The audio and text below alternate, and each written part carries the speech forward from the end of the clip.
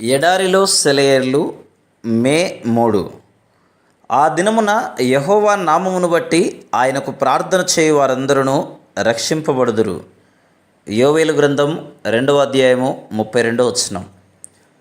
నా దేవుడు నేను చేసే అతి మెల్లని ఆర్తధ్వని కూడా ఆలకించేటంత దగ్గరగా ఉన్నప్పుడు నేను ప్రక్కింటి వాళ్ళ దగ్గరికి ఎందుకు పరిగెత్తాలి? ఆయనకే ఎందుకు నేరుగా మొరపెట్టకూడదు? నాకై నేను కూర్చుని పథకాలు అంచనాలు వేసుకోవడం దేనికి? ఏ గొడవ లేకుండా నన్ను నా భారాన్ని ఆయన మీద వేయడానికి అభ్యంతరం ఏమిటి? గమ్యం దగ్గరికి సరళ రేఖలో పరిగెత్తేవాడే సరైన పందెగాడు.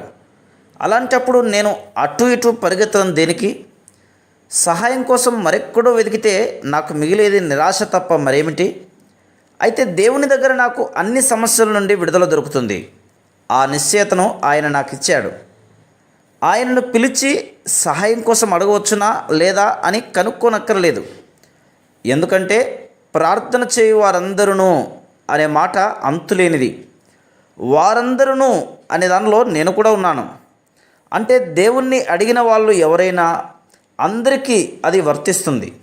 ఈ వాగ్దానాన్ని బట్టి ఇంత పెద్ద వాగ్దానం చేసిన మహిమగల దేవునికి వెంటనే ప్రార్థన చేసి సహాయం అర్థిస్తాను. నాకు క్షణాల మీద సహాయం అందాలి. ఎలా అందుతుందో నాకైతే అర్థం కావడం లేదు. అయితే అది నాకు అవసరం. వాగ్దానం చేసిన వాడే దాన్ని నిలబెట్టుకునేందుకు మార్గాలు పద్ధతులు ఆలోచించుకుంటాడు.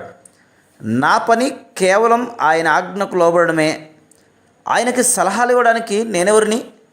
నేను ఆయన భృత్యుణ్ణి మాత్రమే, మంత్రిని కాను.